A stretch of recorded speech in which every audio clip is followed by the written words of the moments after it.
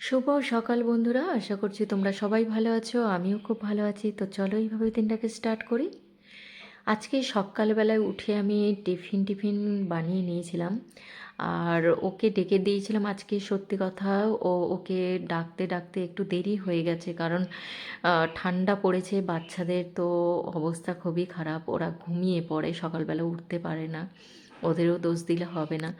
তো যাই হোক, আগের দিন রুটিন গোছায়নি, তো আজকে সকালবেলা ওর ভীষণভাবে কাজের চাপ পড়ে গেছে, তো বেচারা।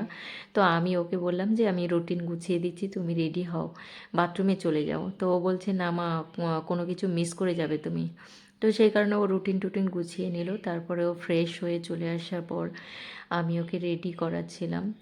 আর এমনিতেও প্রচণ্ড দেরি হয়ে গেছিলো আজকের, কারণ রাস্তার অবস্থা খুবই খারাপ, তোমাদেরকে দেখালাম। তো এই কদিন আমাকেও যেতে হচ্ছে, কিছুটা দূরে গিয়ে গাড়িতে তুলে দিয়ে আসতে হচ্ছে। তো সেই কারণে আমিও ওর সাথে সাথে রেডি হয়ে গিয়েছিলাম।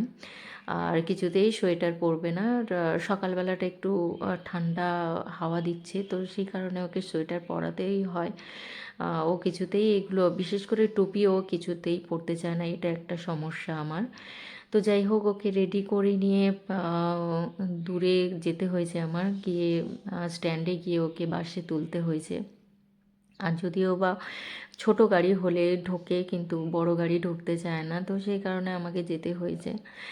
আর এসে অনেকটা দেরিও হয়ে গেছিলো। সাথে সাথে পাখিগুলোকে খেতে দিলাম, ওদেরও জল তেষ্টা পায়।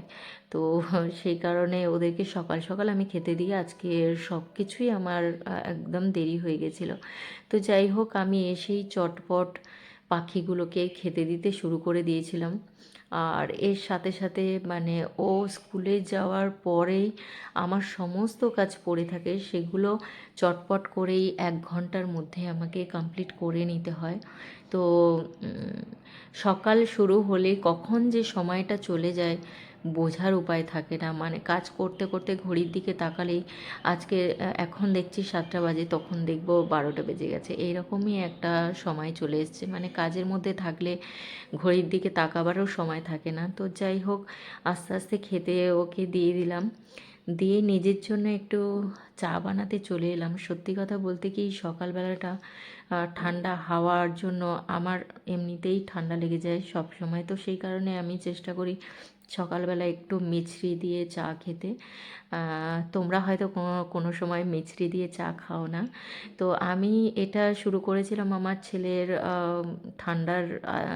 ঠান্ডা লেগে যায়, তো সেই কারণে ওকে দিতে গিয়ে এই অভ্যেসটা আগাগোড়া রয়ে গেছে। তো এতে আমি এলাচ, লবঙ্গ, তেজপাতা, আদা ছেঁচা, চা, একটু মিছরি চিনির বদলে, তো এগুলো দিয়ে আমি একটু কাড়া চা বানিয়ে খাই। তো এতে করে আমার বাচ্চার ঠান্ডাটা অনেকটা কমেছে। এই কাড়া চা বানানো, এই কাড়া চা আমার শাশুড়ি ভীষণ ভালো বানায়। তো সেখান থেকেই আমি এই কাড়া চাটা শুরু করেছি। আর সত্যি কথা, খুবই ভালো উপকার পেয়েছি আমি, কারণ আমার ছেলের একটু নিঃশ্বাসের কষ্ট ছিল। তো এইটা আগাগোড়া এই কাড়া চাটা খাওয়াতে আমার ছেলের ঠান্ডাটা অনেকটা গেছে, অনেকটা মানে একদমই গেছে। আর এই ঠান্ডা শীতের সময়ে তো ওকে এগুলোই আমি করে দিই।